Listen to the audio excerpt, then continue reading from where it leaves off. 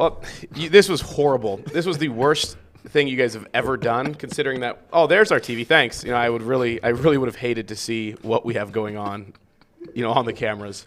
Come on, you didn't love that showmanship though? I couldn't see it. I'm so sorry, did you see dude. what it looked like?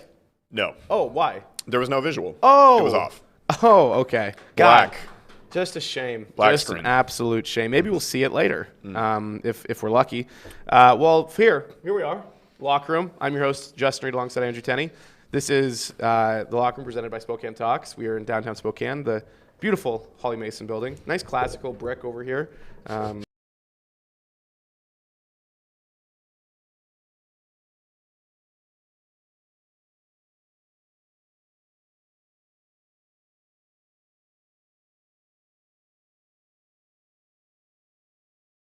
Me because I pay for it. I think Yeah, me too. Big Spotify guy. Is why I really Apple like Music Spotify. sucks. Yeah, not good. But we are on it anyway. I appreciate this company for sticking through us through thick and thin, even through our mishaps. So let's talk about them. Give us some love. Sponsored, as always, by LuckyBird, our Spokane-based e-commerce and digital marketing company dedicated to helping local companies scale in the online world of e-commerce and digital marketing. Visit LuckyBirdBrands.com to have a down-to-earth, no-pressure conversation about your digital marketing and e-commerce strategies. Nice. Love them. You missed them last week. Did you I by did. chance? I missed a lot last week. Did you by chance hear my rendition? No, I Lucky did do Bird? the ad read in the mirror, though, Nice. after I got out of the shower. So you just kept yourself prepped and ready. Right. That's the best way Right. to do No, it. what did you do? What did I do? I didn't have the ad read, so I was told just to ad lib it. Ooh, and how'd it go? I don't know. How'd it go? Honestly, it was a good 7 out of 10. Okay. I'll take a C. C's get the degrees. We live for 7 out of 10s. We absolutely live for 7 out of 10s. I can't share this, and why won't it let me? I don't know. I have no idea. That's Facebook not wanting to be friendly with me right now. Anyway, while I figure this out, let's talk about the Seattle Kraken. Okay. Were you able to watch I flipped back yesterday? and forth. Yeah, I watched a little bit Nice. in between Sunday Night Football commercial breaks. I saw them go down 0-2, and I was like, well. Another one of these franchises, eh? Yeah. Yeah, so that was the extent of it. And I was like, I don't know if I'm going to be all the way in on hockey this year. Like Right. I said, that I might try. But after watching, those 2 goals go in, I was like, this might be a 2022 thing. But I'll give it another shot, another whirl. Had to train my eyes to follow the puck. And it's not even so much like following the puck. It's kind of just looking at the players and their bodies and their positioning and Right. where their bodies are facing is kind of gives you more of a tell as to where the puck might be. That's exactly right, yeah. Yeah, is that the thing? Because that's what I ended up just. That's what I was kind of noticing as well. Okay. I mean, it's different, too, because, and no offense to the Spokane Chiefs. We love the Spokane Chiefs. But, Doing. yeah. Yes. Yeah. Okay. Yeah. All right. I think so. Just making sure. Because Yeah. it's a little bit different. They're not a feeder team like the Indians. I don't really love the Indians because they're the Rockies affiliate. So I guess, Right. why would I root for the Colorado Rockies young guys to do well? Granted, they're a completely different league, but still. They're just way faster than the Chiefs. I mean, they're bigger, they're faster, they're more athletic. Everything. It is literally a minor league team versus the professionals. And it was really fun. They were hitting each other harder into the boards than I've ever seen. And, I mean, literally, as you walked out on 'cause you've seen the Chiefs game. Mm-hmm. So when you see the difference in size of the players, you could tell that they just didn't look right on that ice because all you've ever seen on that ice are guys who are 18 to 22 years old. And you're seeing full-grown men absolutely obliterate each other up against the boards. And but you really get a feel for the positioning with the NHL compared even to the WHL. And you can see they're just better. And it's a lot easier to follow the puck because there's more directness to the play. There's more intention actually being not displayed. just slapping the puck around and hoping it goes where it's supposed to go. These guys actually know what they're doing and they're good at it. So that was the most exciting thing for me is seeing the difference in quality. I'd never seen an NHL game. And so just the only experience I've ever had watching hockey was WHL. And I think I watched the Spokane Braves once. I watched Eastern's hockey team run around once. I was just visiting their athletic building there, and I saw them on the ice. And it's just night and day. So that was really fun to see. Some of the takeaways. It looks like the guys are good. It actually looks like they might be halfway decent. Granted, the Canucks were the bottom of the Western. I was going to say Conference they're one of the worst teams. They in were the really NHL. bad. Yeah. What's interesting though is the Canucks head coach is a former Chief. Oh, is he really? Yeah. Oh. So he got a nice standing ovation beforehand. They had a pretty cool presentation pregame. Made it an obvious point, like, this is the first time they're ever playing together. Let's have fun. Did you get that? Did you see that on the Google Doc, my tweet, by chance? Did you just add it in? Yeah, probably 20 minutes ago. I probably should. That sounds about right. I can find it real quick. Yeah, you go ahead and where you grab put it it while in the I Google. continue Oh, to it's talk like about up when you're talking about the Kraken stuff. Yeah, I'll grab it. Give me 2 seconds. Right there. So, yeah, it was just a really cool experience. Spokane Arena is a perfect venue for, a hockey game of that magnitude. They're really well versed, obviously, in doing the Chiefs for all these years. But it was fun. It was definitely a good time, and I'd recommend people to go see them at Climate Pledge Arena this year. You won't be, I don't think, disappointed. They're big too. Like the Kraken were just bigger than the Canucks were, just because they're built that way. They're built to be big, fast, strong. I just am disappointed it was a preseason game, so nobody fought.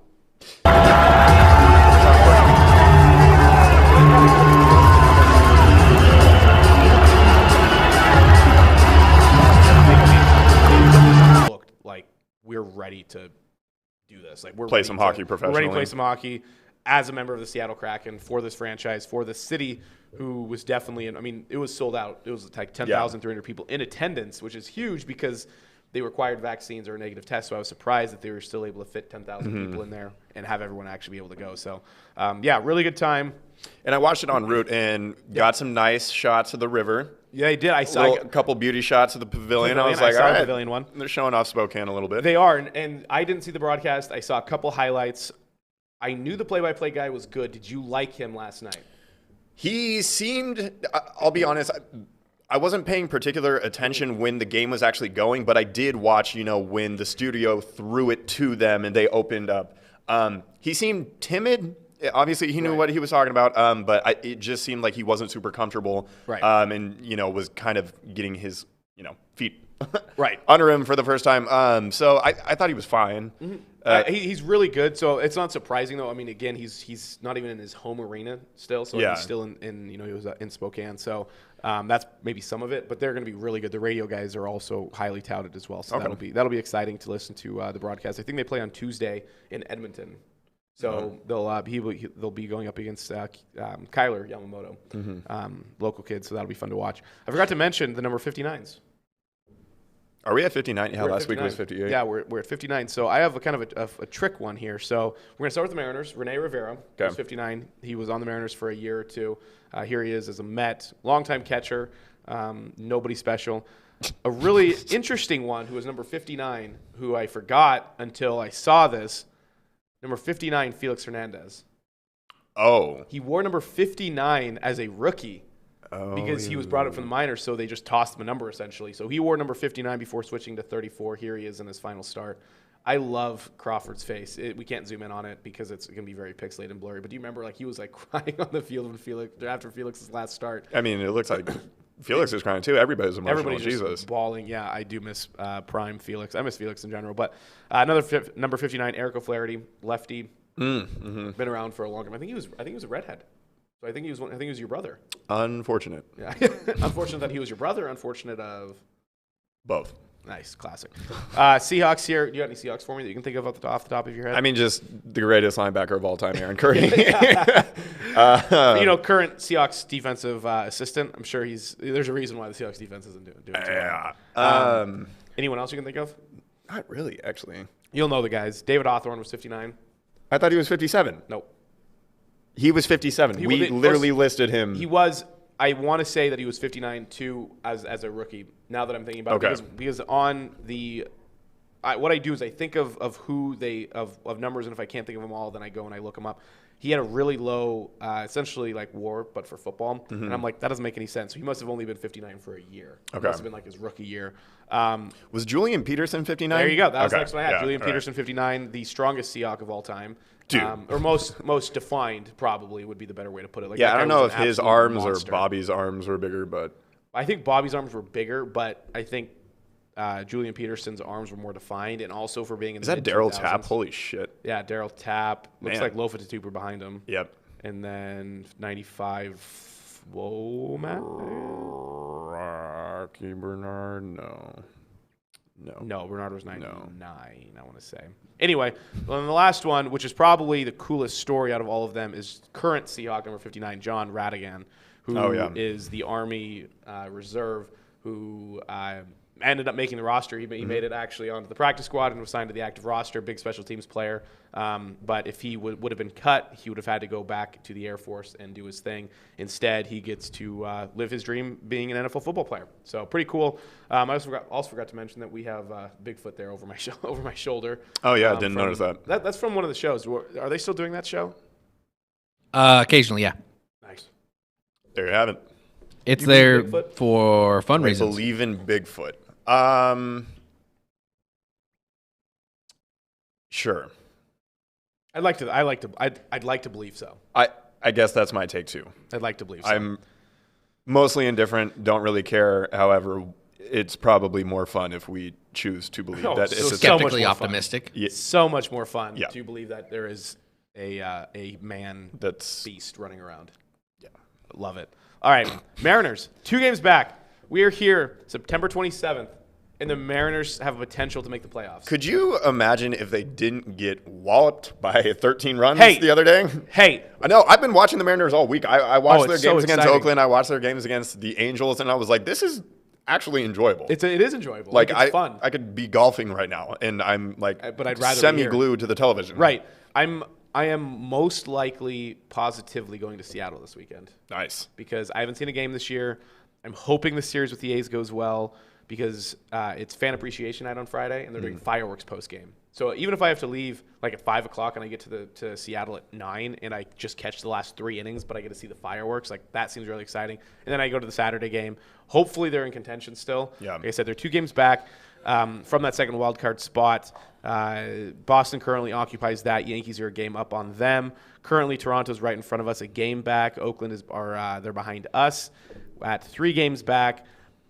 Like I said, big time series against the A's coming up here, and then the Angels finish off the regular season here this weekend. So essentially, it's a 5-team race for 2 spots. Everybody else is mathematically eliminated from contention. So essentially, it's going to either be 2 AL, most likely 2 AL East teams, or an AL East and the Mariners. I don't see the A's overcoming a 3-game deficit with 6 games remaining. Yeah. That would be tough for them. Granted, it's tough to make up 2 games even in a 6-game stretch, but still, the Mariners are putting themselves – this is going to be their 8th winning season, and I think I mentioned this last week. This is going to be their 8th winning season in the last 20 years, which isn't that bad in the grand scheme of having winning seasons. Unfortunately, they just amount to nothing. Right. And that's actually a huge problem because that only guaranteed them middle of the pack draft picks every single year, and they weren't good enough to get. Right. They were bad enough that they should have gotten better draft picks, but somehow they were able to play better than expected, and they just continue to stay mediocre for a long time. Kind of the bigger story, actually, coming out of the game yesterday, they did end up beating the Angels. Marco Gonzalez outdueled Shohei Ohtani. Ohtani was asked, I don't know, did you see what Ohtani said yesterday? I did not. So Ohtani was asked just about the game and about the season and about the team. And he said through his interpreter, I really like the team, adding that he hasn't spoken to the organization about a potential extension. He loves the fans. He loves the atmosphere. But more than that, I want to win. That's the biggest thing for me. I'll leave it at that. Sounds like he should have gone to Seattle. Sounds like a guy who should have gone to Seattle, especially with the way that the organizations currently are designed. It also sounds like a guy who does not want to be in the Angels organization long term if they don't make big moves in a hurry. It's crazy that they're as bad as they are. Right. I know Mike Trout hasn't played much this year, but they had Juan Soto. They have Shohei Ohtani. And even if you add Mike Trout to that equation, Angels might win, 10 more games with Mike Trout? I mean, in the grand scheme of things, how much can one guy actually do? And they are so far out of the standings. I mean, they're 15 games back out of the wild card. So, yeah, I get it. Joe Madden, also the manager, also expressed some of the frustration, saying this offseason is going to be so big. We have a lot of money to spend.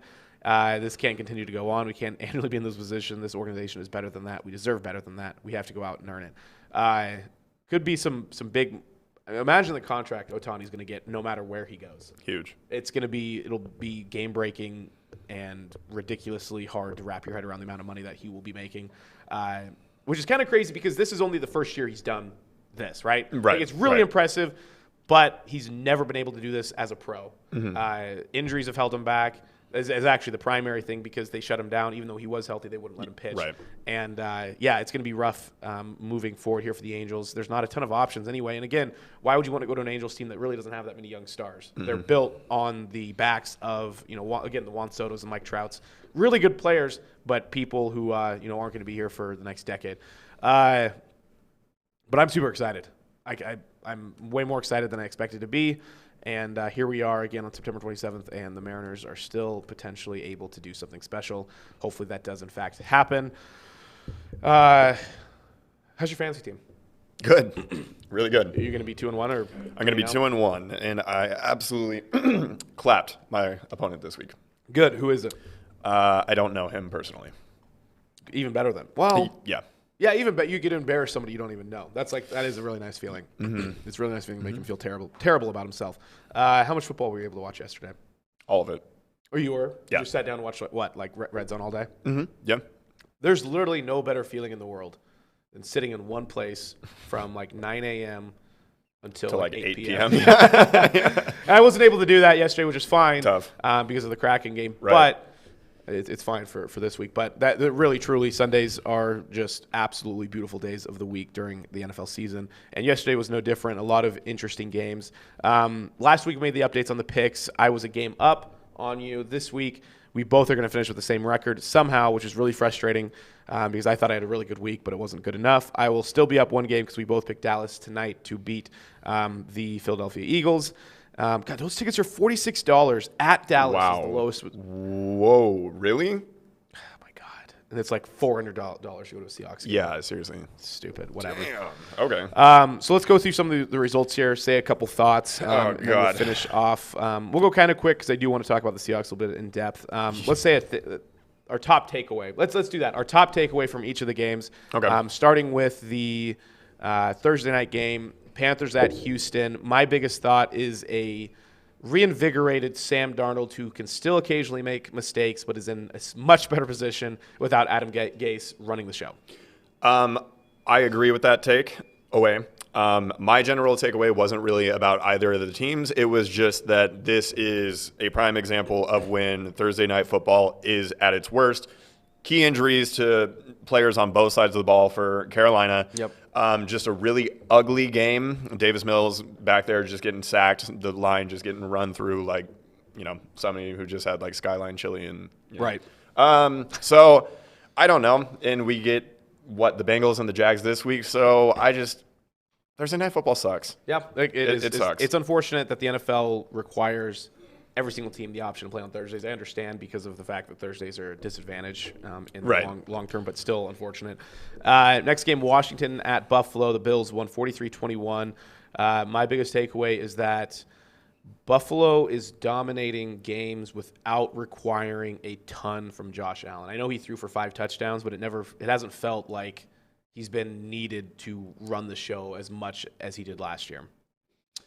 If that makes sense. Yeah. Like he's not having to sling the ball like last Well, they got their run game going last week for sure. That's what I mean is I feel like they have a little more than just Josh Allen, which is preventing, my biggest thing is I have Stephon Diggs and he's done nothing this year because of the Bills are winning with their defense and a run game, and Josh Allen is just their defense is back after their defense was not the focal point of the team last season, which was kind of what we were used to seeing from them under Sean McDermott. Yep.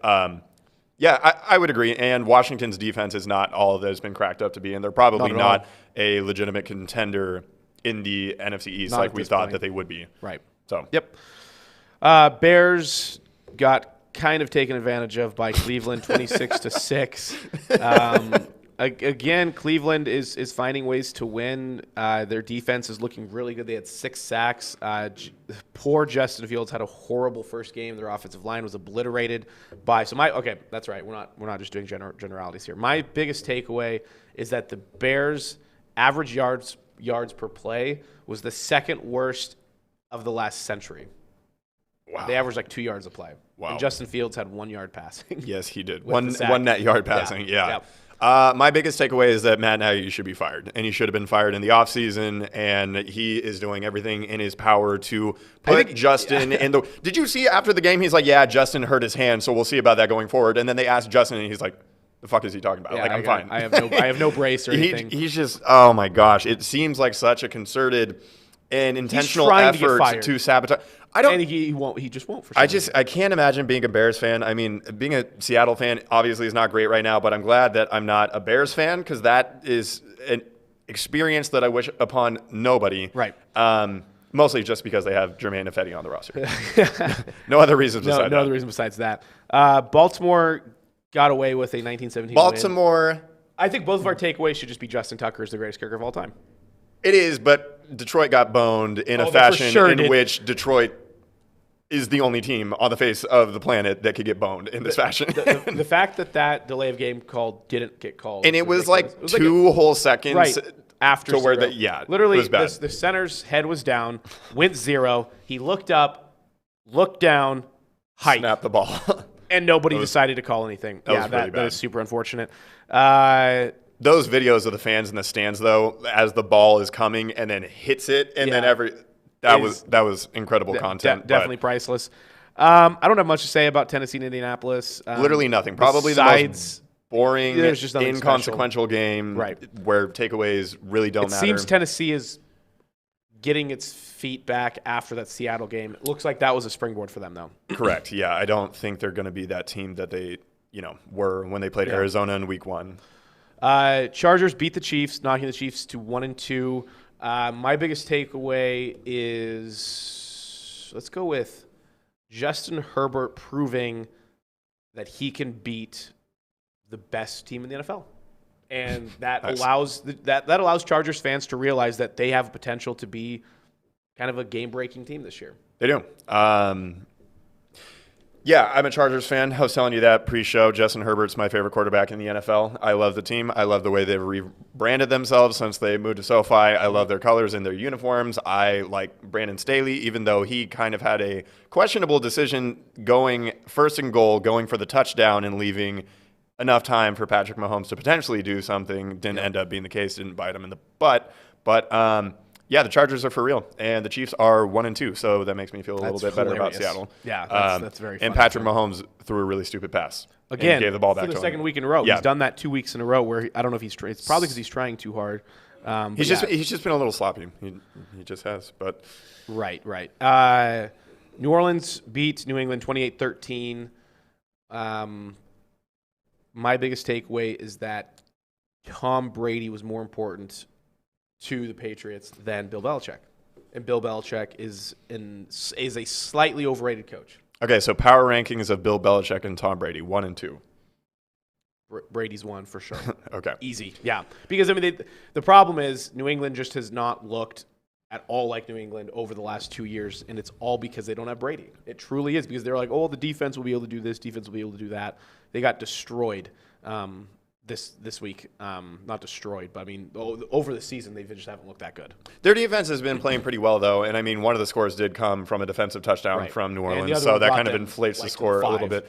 Biggest takeaway, they spent a lot of money in and it's paying no sort of dividends on the offensive side of the football, and Mac Jones, game manager at best so far. At this point, right.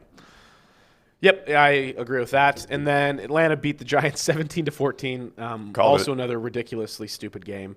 I just really didn't think Atlanta would be so anemic on offense. I really just didn't think they'd have a problem moving the ball. You didn't think that Julio Jones would be that big of a deal, but it seems that he may, in fact, was to lose that. I guess, man. Yeah. I don't know what their problem is. And the Giants. Well, the problem is they have Mike Davis as their starting running back, and Mike Davis is Cordero Paris to come in relief of Mike Davis, who also finished the game. Actually, both teams led them in receiving. That's weird. Cordero Patterson led both of those teams in receiving. That came out of nowhere. Cincinnati beat Pittsburgh 24-10.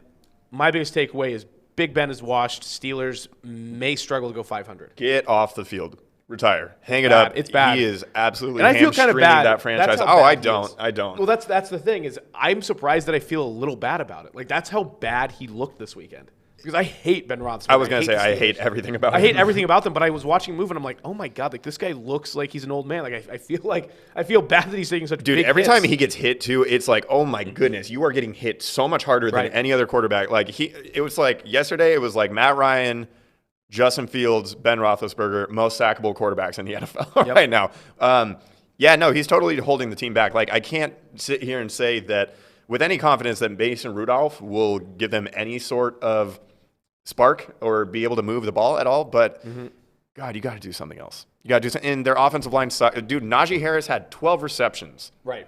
12 receptions. Didn't have a ton of yardage, but basically he's just getting the ball done to him with nowhere Huge to go. fantasy guy. Yeah, Fantasy guy. Great for PPR. But, dude, it's sad they're in Pittsburgh right now. And their defense is still really good. But, hey, give it up to Joey Burrow and the boys and Jamar Chase, kind of making every reporter and writer in the NFL eat their words about, him. All of the miscues during practice and stuff. So we actually have a question here from, let's see, it's from our Restream chat. So it's from Sean Widmer, who I don't know many Sean Widmers. The only one I know is Slim from the 99.9 Morning Show. I'm going to guess it's him. Anyway, thanks for watching. Appreciate it, Slim. He said, was Drew Brees then less important to the Saints in regards, I'm guessing, to the Patriots question? Yeah. I don't really think there's... I think so. I mean, I think that shows that Sean Payton is a better, maybe not a better defensive coach. I don't know. The Saints defense has looked really good. Yeah, it does.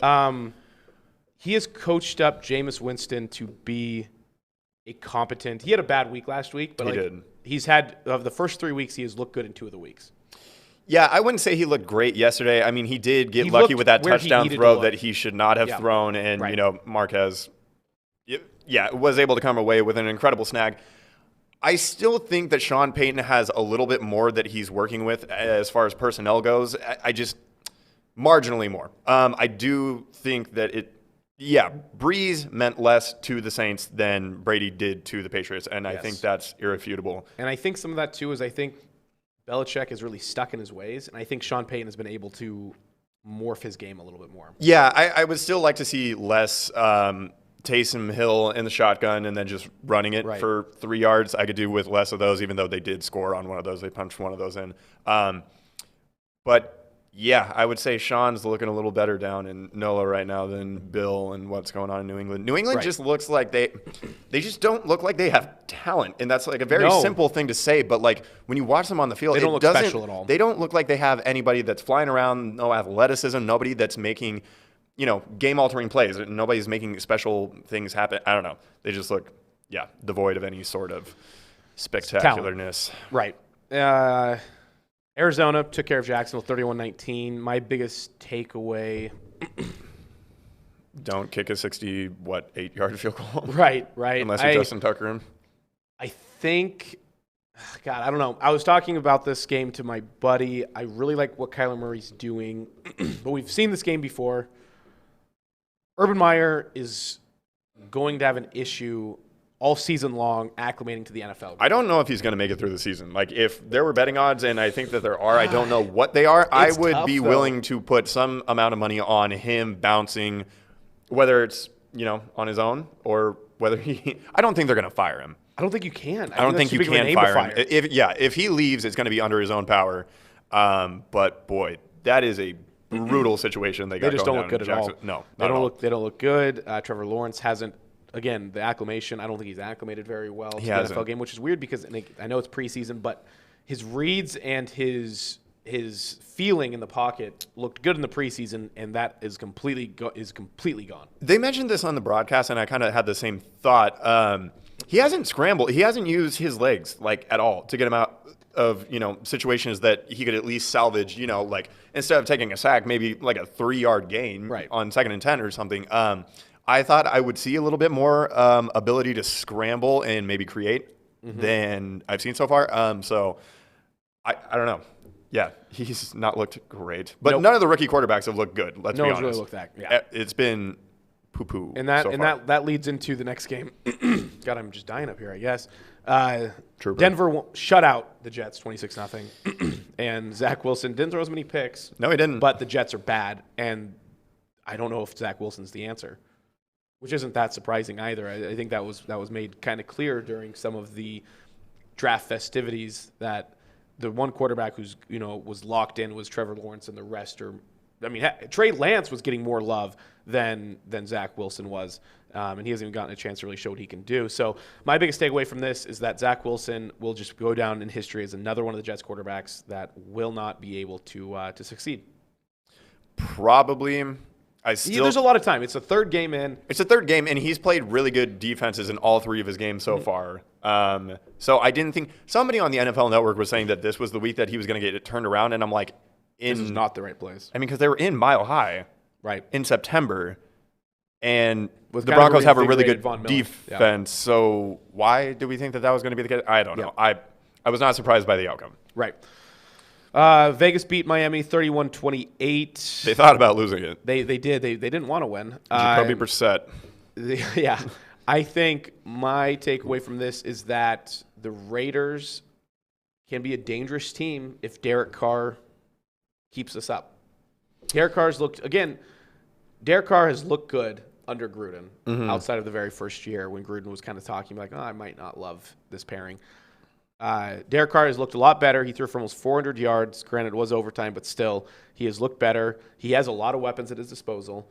And Brian Edwards has really been something for them. Has really been special, which is interesting considering that Ruggs was supposed to be that guy. And he had a good game. He's had 2 games in a row. But Darren Waller really hasn't done as much as he did last year, and they're still winning. Darren Waller's still a threat, but he's not a record-breaking. Well, it's because I'm pretty sure it's because of the way that he's being covered. I mean, sure, that's opening up chances for Ruggs and Edwards. So that's my takeaway: is that with Derek Carr playing the way he is right now, they could make a run at that AFC West title, especially with the fact that the Chiefs are 1-2. Yeah, and the Broncos are 3-0, and then we talked about the Chargers and looking like a formidable team, especially going into Arrowhead. Yeah. I think the Raiders could be legit. I do think that they've had a fairly easy start to the season. I'm not 100% convinced of them yet. I'd like to see, the next 5 to 6 weeks, see if they can remain consistent. But their defense seems to be opportunistic. They seem to bend and sometimes break, but they also make plays occasionally that make up, for it, unlike, a defense that we're unfortunately familiar with. Which we'll get to, for sure. But my biggest takeaway, it's fun that the Raiders are 3-0. I agree. The league is in a good better. Yep. Well, neither of us said it. NFL's better with the Raiders being good. We didn't, but we understood. Yes. We definitely understood that. Probably one of the more surprising results was the Rams beating the Bucs 34-24. Brady's threw. I didn't realize this. Brady threw for 432 yards. Yeah. That was a wild game. Rams are scary, specifically on the offensive end. I think their defense still leaves a little bit to be desired, comparatively to their offense, because their offense right now looks unstoppable with Matthew Stafford healthy. So my takeaway is that Rams scare me a lot.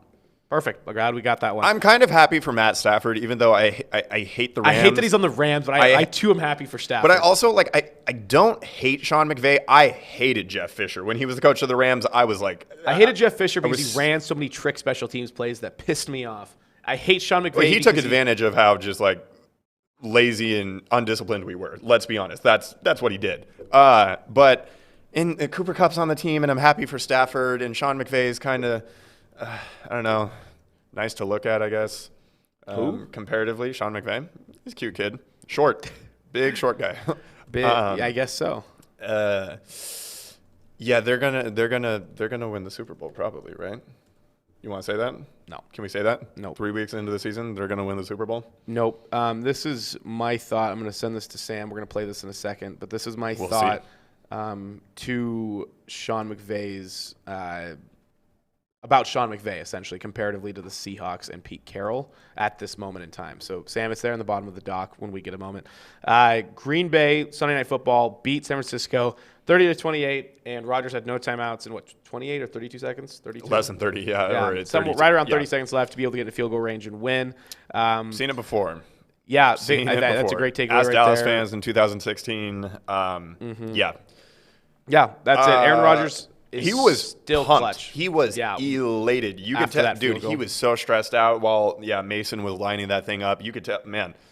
So it was actually kind of cool to see some sort of emotion, some sort of, I actually care. I actually care about this team. I care about, this team that didn't draft me, back in 2005. And even though this is where I'm from and I still have, some sensibilities about that. Right. The Packers are going to be fine. The Packers They'll are going to be be fine, and the Niners are still good. Still good. Not great. Not great, but Garoppolo. it's because of the quarterback situation. That's the only thing Jimmy that's holding G it back.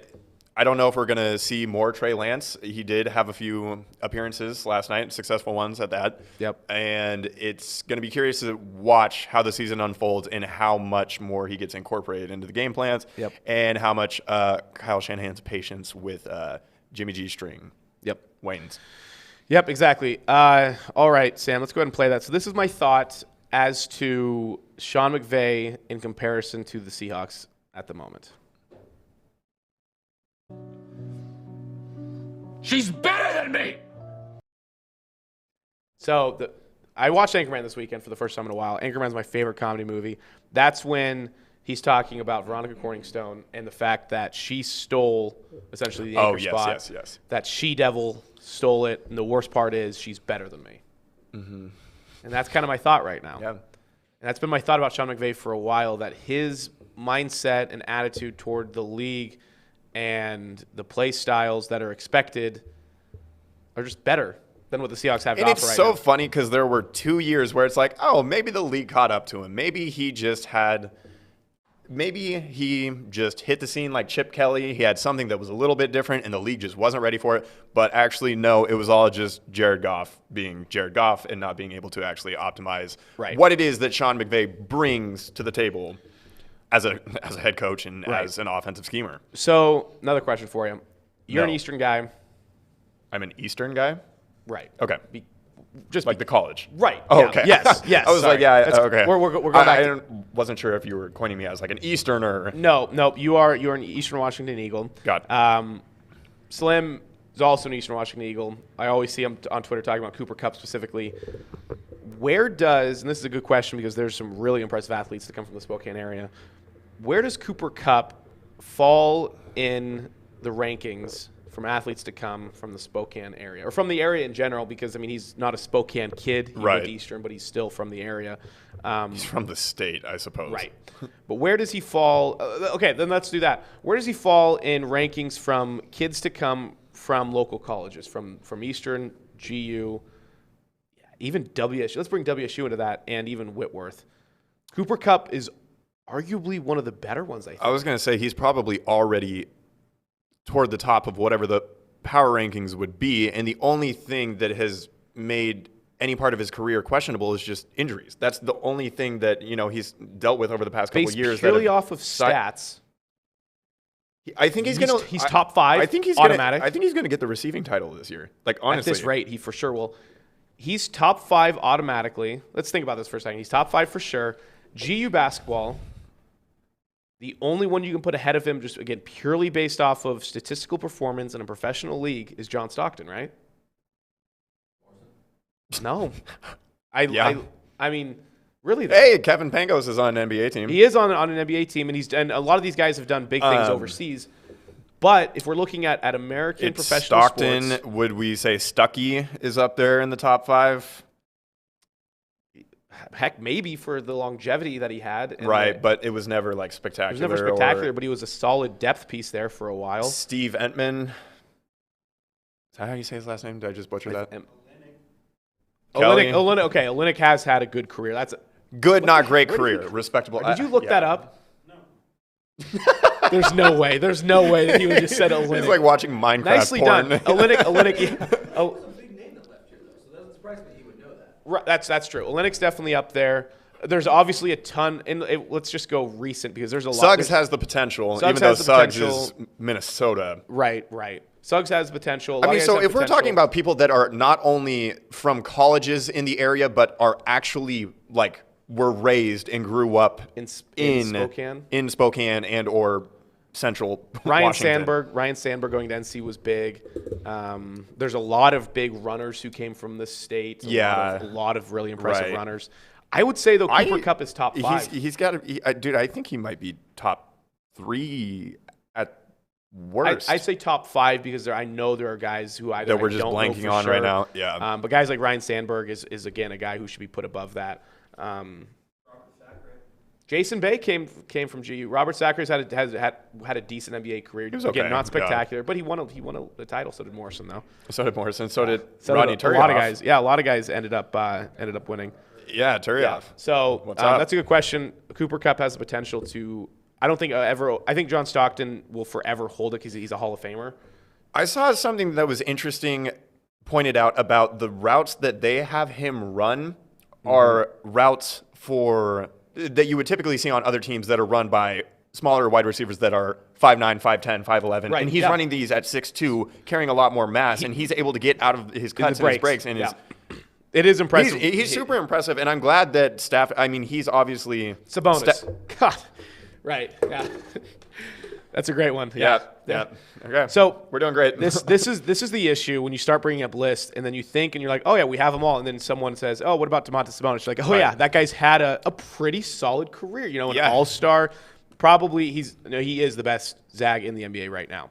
Yeah, 100%. So Yes. that one's on us. That is on us. Nice. Josh Perkins. I love Josh Perkins. Did you really? I thought you were a Perkins hater. No, I'm a Perkins lover. Hold on. Let me rephrase that. I love Perkins. I'm not a lover of Josh Perkins. Okay, you guys don't have a history in bed together. Is Right, what you're saying. right, Gotcha. exactly. All right, exactly. Noted. So, okay, yeah. That's actually not a bad list. Let's put that down. We should maybe go over. Also, shout out Josh Perkins. He was always very polite when he would come in at AMC. So he is. I watched Josh Perkins. You know who was not? Kyle Dranginis. I have heard that. I watched Certified Josh Perkins douchebag. down about 10 shots in Scotty's doghouse, going shot for shot with somebody. Hell yeah. So that was kind of fun. That's what's up. Best athletes.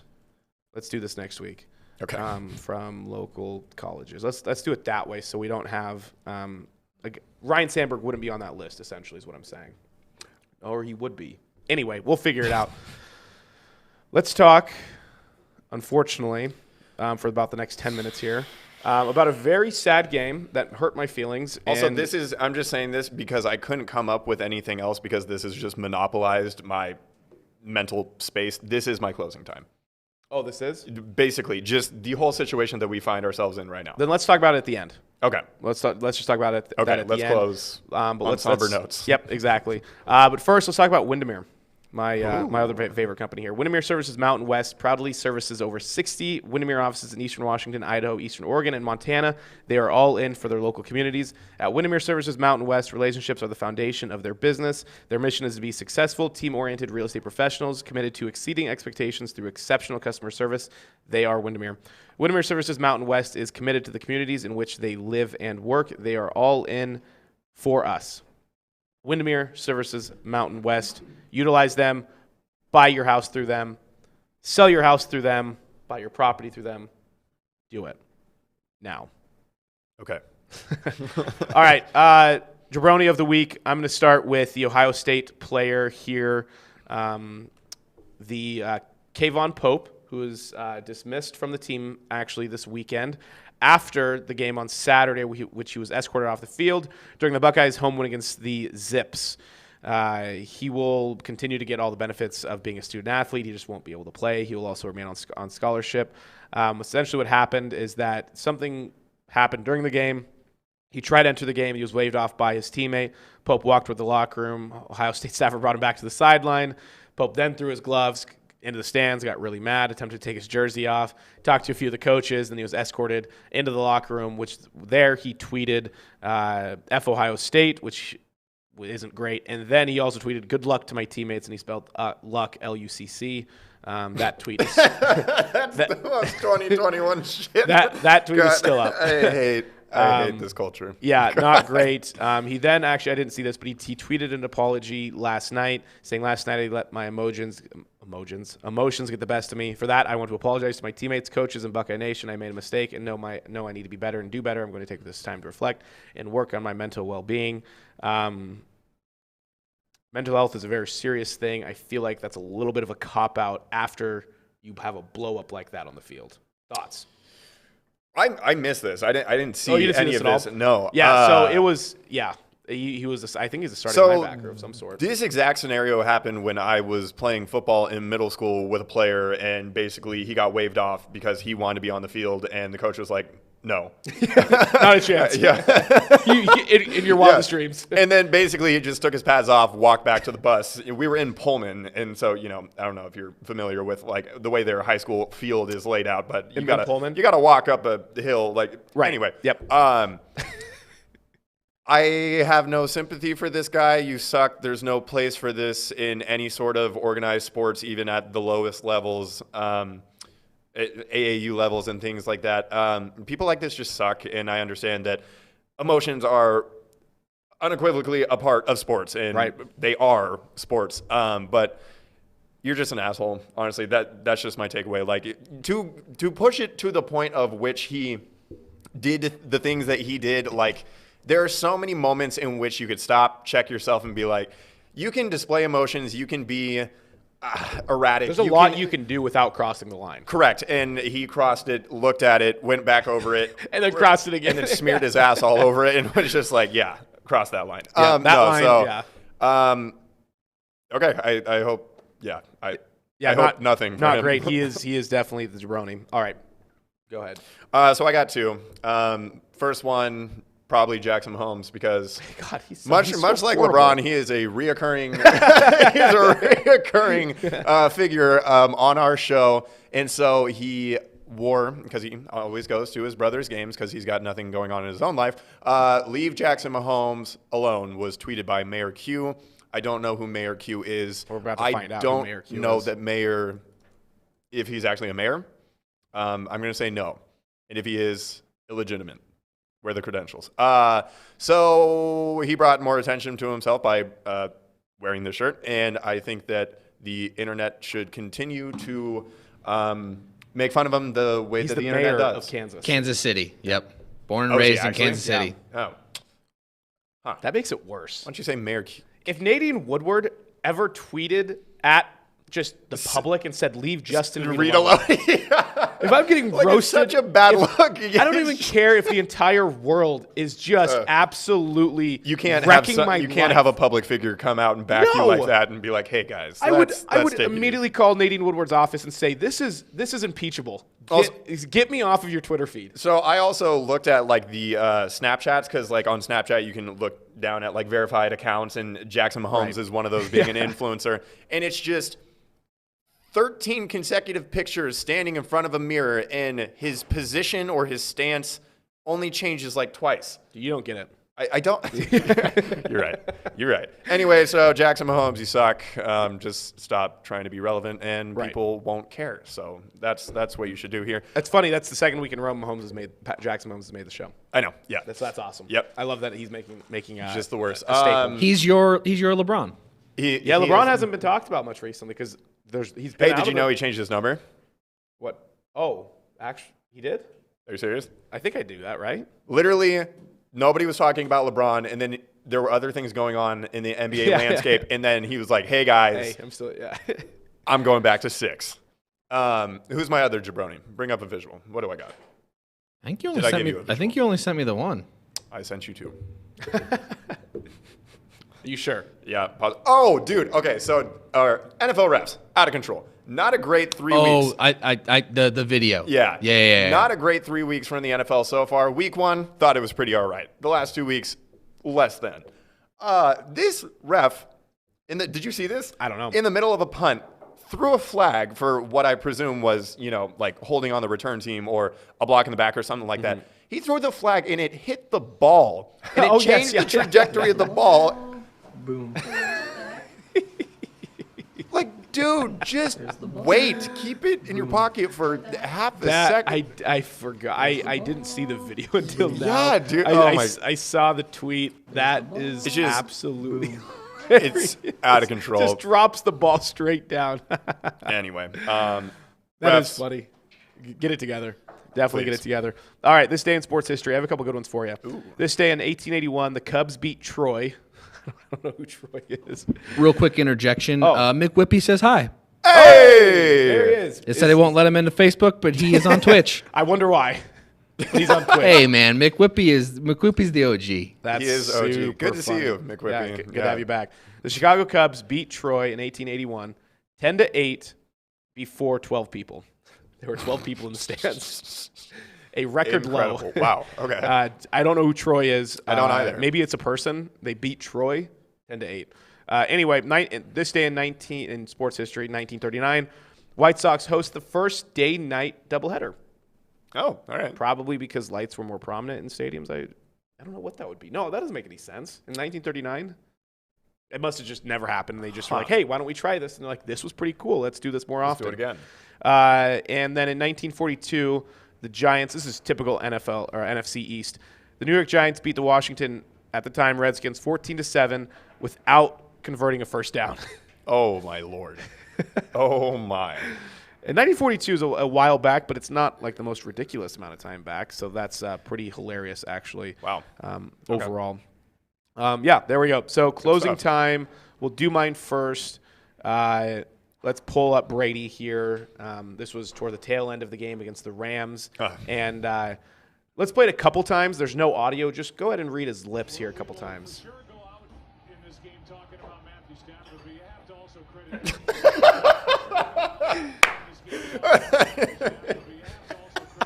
Well, let's do one more for good measure. Well, we will for sure go out in this game talking about Matthew Stafford, but you have to also credit. That is incredible. I missed that. I didn't see that Yeah. part. I saw like his head like looking up. And I was luckily able to see this. Barry McCockner retweeted it. Of course he did. Troy College, I guess, by the way. Thank you, Eric. I thought appreciate it. I would they like played the Romans or something.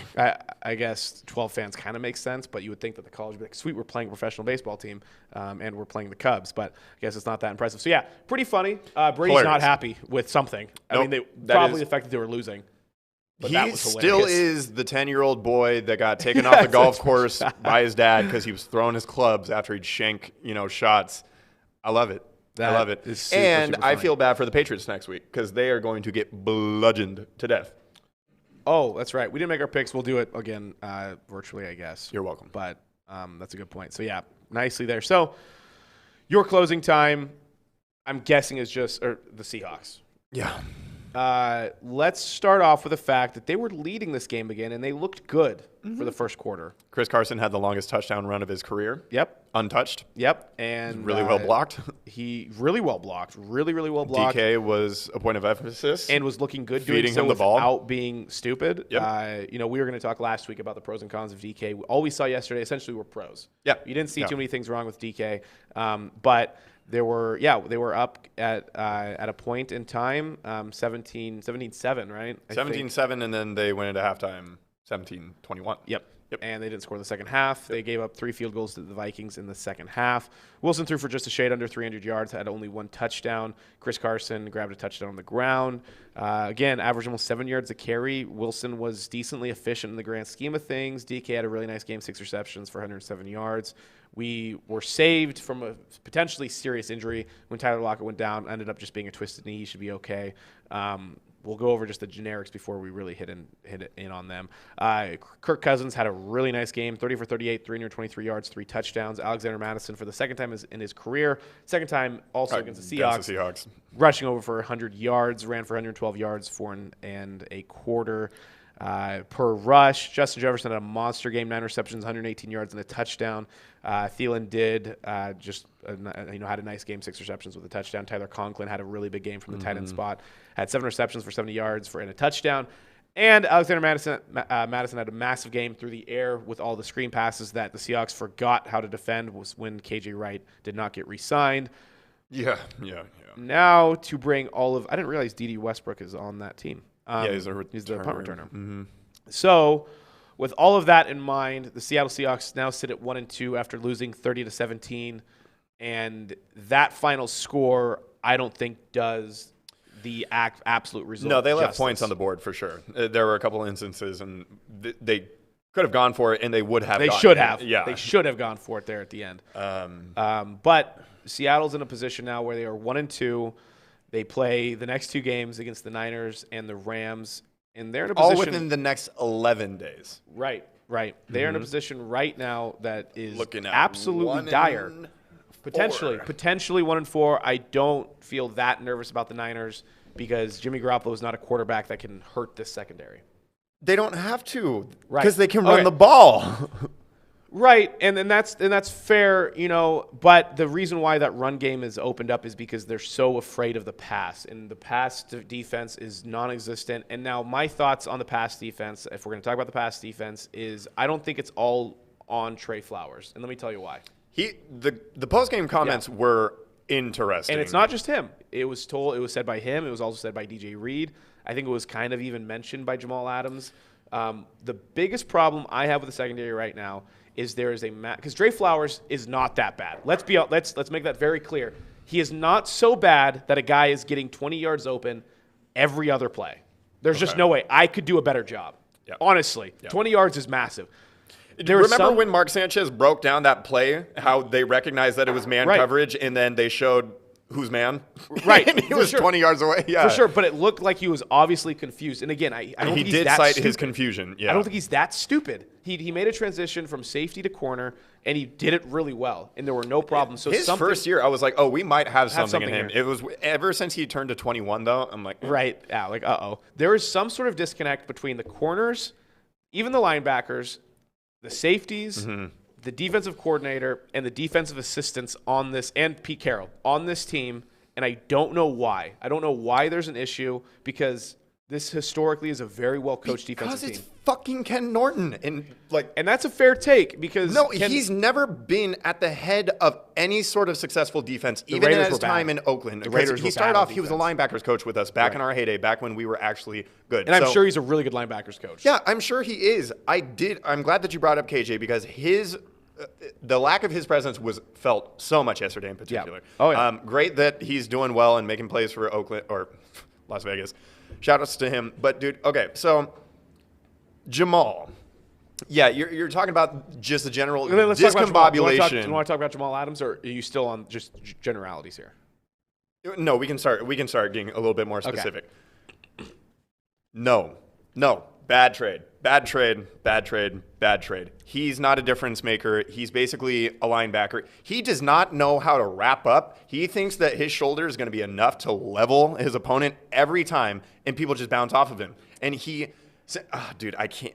I cannot with him. There was someone in the Seahawks Twitter world who said that the trade of Jamal Adams is a make or break sort of trade. I saw if that. They make it, great. I think it was field goals. If it breaks, this could be detrimental and potentially like a capsizing the franchise to Carroll and Schneider. And I wouldn't go that far with it. Now I would go as far as to say this could potentially ruin the potential of this team moving for like the next 3 years, probably. Which means losing Wilson.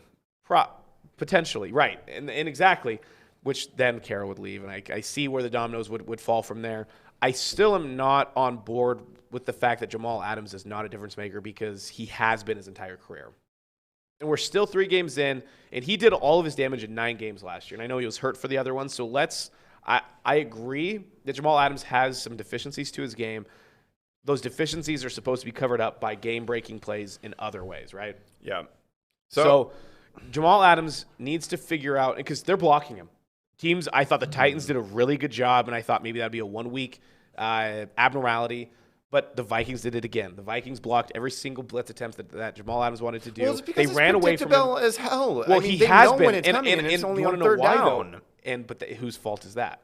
Ken. Exactly. So, and also, let's not shy away from the fact that this is still Pete Carroll's defense in the foundation. Okay, all right. It's Ken Norton calling the plays based off of what Carroll wants to do. Yes. So I guess this does get more general, even though it is a specification. I don't know if you remember me at the tail end of the 2020 season, but I was like, I'm done with Carroll. I'm over watching Carroll coached teams. I've seen a lot of people say that, actually. Yeah. Because it's the same thing every year. It just occasionally rears itself in different aspects of the team, like in different locations, in different parts of the team. There is a lack of discipline. There is a lack of cohesiveness. There is a lack of having a game plan and executing that game plan, or being able to adjust when clearly the initial game plan has not worked out. And that has been a critique on Carroll coach teams, is the lack of adjustments in game. They're a second half team not because of the adjustments that they make, but because of their culture. Right. And like Buffalo was the really eye-opening one from last season. And in games where this happens, it's just you hear him after the game, and it's like, do you not coach football? What you act like you don't know what just happened, like you didn't see or understand. He sounded like that for sure. It's just so incompetent, and it's just like there's never. And the offense does the thing where it comes to a halt, and it's like you need to. Okay, basically, after that flag was thrown when they got off the field on third down, and then there was a very delayed holding call, and it was in the first half. I was like, okay. This is one of those drives and situations where it's like, this is how you lose games. Right. This is how you lose games. And then, of course, Kirk takes him down and they score. Yeah, that Amadi hold was brutal. That one hurt.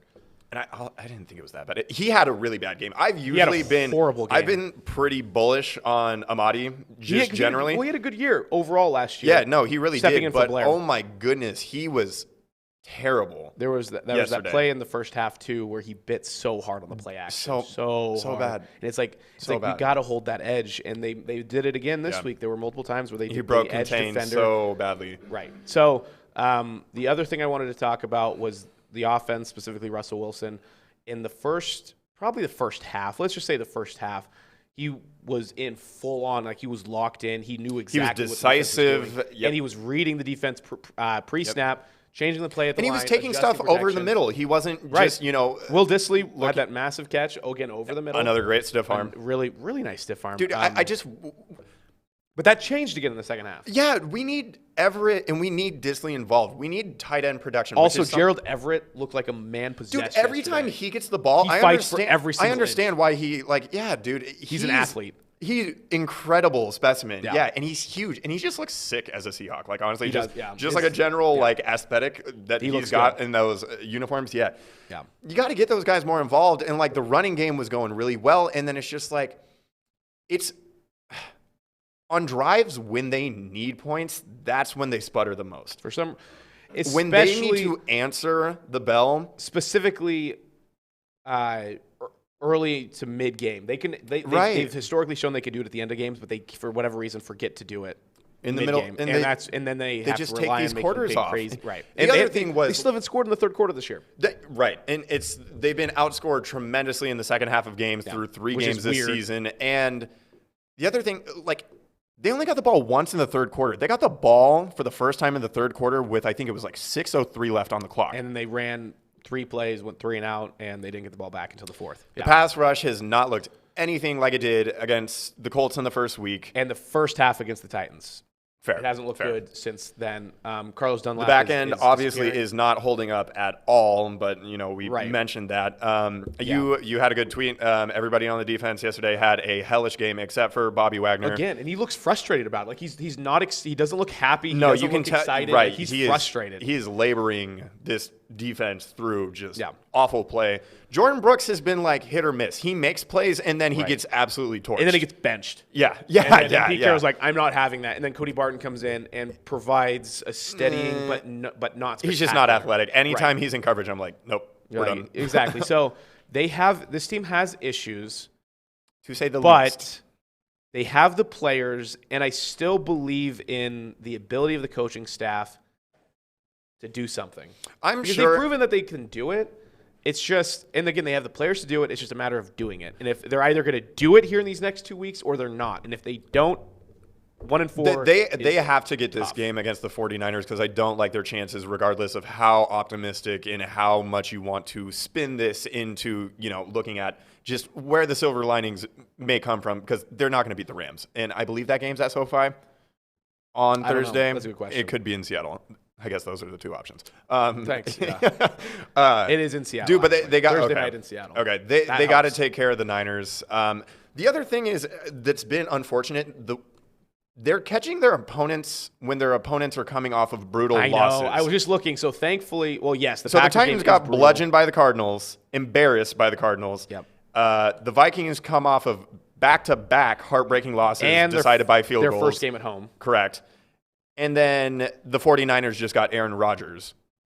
Rodgers did. Roger did. Yeah. Parents still don't love him. So did the Niners really lose or did the Packers lose? Right. I saw that tweet and I was just like, that's hilarious. Yeah. So, yes. So, and then, the Titans. And then we got to go to Pittsburgh on Sunday night sometime. Not worried about that anymore. Yeah. The defense is tough, but Ben does not bother me whatsoever. And then the Saints come to town, which, again, I expect Jameis to make a mistake. Also, let's stop with the screens. We can't block screens to save our lives. Which is so weird because we have athletic linemen. Dude, Gabe Jackson on one of them, I think it was like it was a bubble screen, and I think it was to Alex Collins, and I was like, what are you doing? You're like behind the running back right now. You're the guy you're supposed to be blocking is like 5 yards in front of you. I think Tom Cable's still in his head from Vegas. Probably just spent too much time in Oakland. Yeah. He's still getting used to it. Jesus Christ, man. Yeah, so they play the Niners on Sunday at the Niners at 105. I mean, their season is potentially almost over, especially, and I only say that, I know it's kind of hyperbolic and it's very early in the NFC West season. is so tough. That's the thing. That's the reason. Because after these two, let's just, worst case, they lose both these games. They still have 4 games against NFC West opponents. Correct. And really good NFC West opponents there too. So, right. You can't lose the Titans game, and you can't lose this game. Not even that they weren't competitive in this game for 3 quarters. Seattle has, in my opinion, 1, 2, and we already passed when I think the Vikings and the Titans should have been wins for sure. But 100%. We have the Steelers. I think is a win. We have the Jags, should be a win. Washington should be a win. Texans better be a win. Yeah. Bears, and I'll toss the Saints on there because it's in Seattle on primetime, and Seattle doesn't lose primetime home games. So they have for sure 6 wins. That puts them only at 7 wins. The rest of those games are against NFC West. Oh, and the Lions. That puts them at 8 wins, with every other game being against the Packers and NFC West opponents. Not good. So, yeah, they are in rough shape. They have to make some moves here on Sunday against the Niners. We'll see if that ends up happening. Other than that, we'll make our picks again. Like I said, I'm still up by 1 because I'm better than Andrew is at predicting football games. Other than that, we will see you here again next week. We'll be in October. Yeah. Nice. Show number 60 on October 4th. Hopefully, we'll be in better spirits in regards to the Seattle Seahawks. That is yet to be seen, though. Mm-hmm. Other than that, we will see you. I think that was the 3rd time I said other than that. Aside from that. Does that sound right, Sam? Did I say other than that multiple times? At least 46 times, I believe. Yes. At least 59 times. Show number 59. Nice. I see what you did there. Thank you. All right, 69? we'll see you here next week. 10 more shows. We'll see you here next week in beautiful downtown Spokane. Oh, that's the one we building. Should do shirtless. And, not a chance. Real quick. McWhippy wants to know if Andrew's dad is a Viking. No. What about your grandfather, great-grandfather? What is your heritage? English and Scottish. Never would have guessed. Yeah, well, Irish, usually gets thrown in there. I don't know where that comes from. I have no idea. But I was going to say something. Actually, I'm like a 16th something. Yes, the 16th something. When people do that and it's like they're just like so visibly Caucasian. I'll have 2 new jerseys to wear moving forward. Oh, okay. I have a Kraken jersey that's in the mail. Very nice. I went with Jaden Schwartz, the right wing. I like his story. This is kind of a sad thing, but his sister died from cancer like 6 years ago or so, and his dad died from a random heart attack last year. And he was just I read his story on The Athletic, and I thought it was nice. He's an assistant captain. Nice sympathy character. Yeah. It's good to have those on the team. But he's a vicious player. He's a little undersized, but I was watching him last. It was cool. I was watching. I was like, that's my guy. That's gonna be my guy moving forward. And then my buddy Judd and his this is going on Facebook. My buddy Judd ended up getting me a U.S. men's national team jersey. Okay. Which, because remember when the U.S. men's national team played in Colorado, I missed it. Yeah. I think they felt kind of bad. Oh. So they bought me it, but it's super nice of them for my birthday. They went to the Nike employee store and they saw it. Also, I feel like you would have, knowing you would have given us some heads up that your birthday was coming up. I was blindsided by that. I was like, is this actually what's that factually about? correct on Facebook? It was like Justin Reed's birthday today. I was like, that was not on my radar at all. I told you guys that on Monday. Okay, I wasn't here on Monday. You did? I said it on my show too. Oh, dude. Wow. Welcome to Happy birthday. Yeah, really late. Not my problem. I did my best. Yes, my birthday was last Thursday. How'd it go? Good. Went to Quest Friday night. Oh, yeah, that's right. That's where I ran into Maddie and Anton. Shout out, Anton. Yes. And then Saturday, we went up to Josh Geiger's property and had a movie night. If you check my Instagram story, you'll see it was a projector. It was really cool. We watched Anchorman, like I told you. And then yesterday, we went to Shogun Thursday. That's what I did on my birthday. Oh, nice. Classic birthday Got some spot. nice hibachi in. Yeah, it is. It's a tradition, 20 years running now.